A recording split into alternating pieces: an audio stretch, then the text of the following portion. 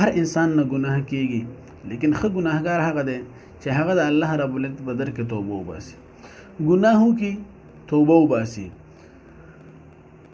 حضور صلی الله علیه وسلم فرمایي انسان چې کله توبه وباسي الله رب العزت د هغه زړه صفا کوي.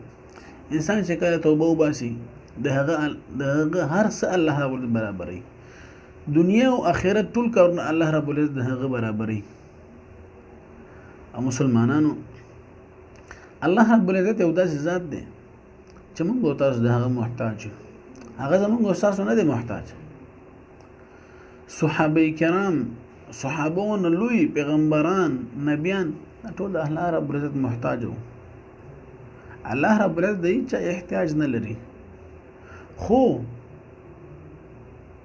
په دومره هر څه کې چې موږ د هیڅ احتیاج الله رب العزت نه لري، موږ ورته ټوټل محتاج یو. لیکن بیا هم چې موږ او تاسو کله د توبې په نیت باندې روان شو، نو الله رب العزت هرکلی درته وایي چې زما بنده راځه راځه توبه وباسه، دا دنیا به دې هم برابر شي او آخرت به دې هم برابر شي. چې یو انسان ناراضه شي نو د هغه کور ته د هغه د مناولو دپاره، د هغه د خوشحالولو لپاره بار بار موږ د هغه کور ته ورځو، بار بار د هغه مخ ته موږ ورځو، لیکن هغه معاف کول نه کوي. مخ ته اړو چې راشي، مخ ته واړو یو طرف بل طرف ته. لیکن الله رب العزت داسې ذات دی چې ته څومره هم ګناهګار شي، څومره هم ګناهونه وکړي، د اسمان او ځمکې د منځ خلا ټوله د ګناهونو نه ډکه کړي، لیکن د الله رب العزت په در کې یوه سجده وکړه، یوه اوښکه د الله رب العزت دپاره تویږه چې یا الله چې داسې مې کړي په دې توبه بیا به نه کوم. الله رب العزت د هر څه درته معاف کوي. مسلمانان لږ سوچ پکار دی، لږ فکر پکار دی.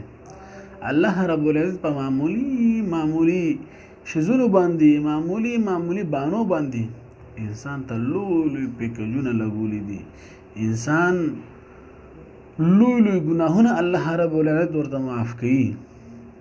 لیکن انسان چې سوچ وکړي، انسان پوه شي په دې شي باندې. مسلمانانو بني اسرائیلو کې یو نوجوانو هر شپه به یو جنۍ ځان ته راوسته د ځان د خوشحالولو دپاره، او د عیش او د عشرت د وجې نه په دنیا کې سم مستو. یو شپه یو جنۍ راوسته، 80 درهم یې ورکړل، ډېر غټ شی جوړېږي مسلمانانو. بیا د هغه زمانې چې کله اجنۍ مستن کمرې کې ناسته ده ورسره، د دروازه بنده کړه، نو اجنۍ ورته وایي چې ای فلانکیه، ای نوجوانه، تا خو زه راوستم، زه ستا غلامه شوم، ته چې څه وایې ستا د خوشحالېدو دپاره به هغه زه نن کوم، لیکن دا درته ووایم چې زه طوایفه نه یم، زه داسې یو جنۍ نه یم، زه د ډېر ښې کورنۍ یم، خو غربت د وجې او مجبورۍ د وجې دې ځای ته رارسېدلی یم. نو هغه جنۍ دومره یې وژړل چې اوښکې ښکته روانې شوې. نو دې نوجوان په زړه باندې څه چل الله رب العزت وکړو، څه چل د دې په زړه باندې وشو، د دې نوجوان په زړه باندې څه چل وشو، او د هغه زړه بدل شو. ټول عمر په ګناهونو کې تیر کړی و، او د الله رب العزت مخ کې سجده وکړه، اوښکې تویې کړې، الله رب العزت هر څه ورته معاف کړ.